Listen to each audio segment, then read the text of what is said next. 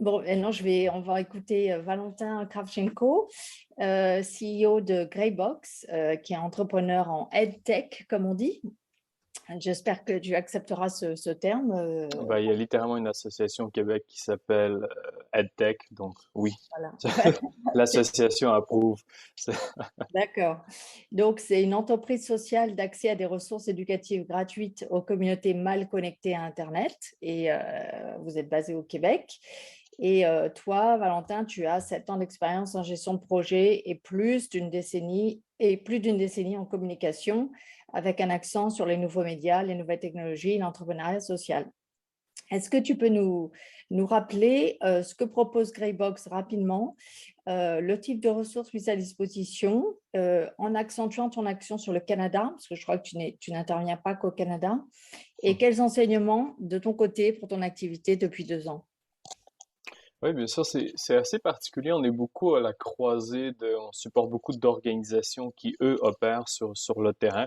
Oui, il y a tout le secteur scolaire, mais il y a un ensemble de systèmes périphériques qui viennent supporter ça. Récemment, je parlais par exemple avec quelqu'un qui s'occupe d'un centre de jeunesse. Et eux, le taux de décrochage, ils le voient doubler durant la pandémie. Ils avaient déjà pas les ressources nécessaires avant le début de la pandémie. Vous pouvez deviner l'état de la situation maintenant. Euh, vous en parliez tout à l'heure. Bon, j'ai une expérience en gestion de projet et beaucoup d'enjeux que je viens d'entendre déjà sont mon chapeau de gestionnaire de projet. On gère une classe. On a à bien des égards à faire les mêmes décisions étonnamment de dire, ben écoute, je dois corriger des travaux, par exemple. À quel point est-ce que je le fais à la main? À quel point est-ce que je l'automatise? À quel point est-ce que j'utilise un formulaire pour m'aider ou un outil quelconque pour m'aider à rendre mon cours plus interactif? Combien de temps je vais mettre à rendre cette slide dynamique? Je suis sûr qu'Alexandre n'osera pas vous partager combien de temps ça lui a pris rendre ses premières slides dynamiques, mais c'est un investissement qui finit par payer.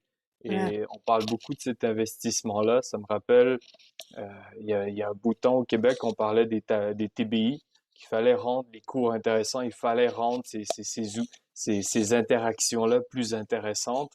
Ben, ceux qui ont sauté sur l'opportunité ou qui ont eu le temps de sauter sur ces opportunités-là, ça prend du temps à jouer avec ces outils-là, euh, ont peut-être eu une longueur d'avance et en espérant aussi qu'ils ont eu l'occasion de partager avec leurs collègues.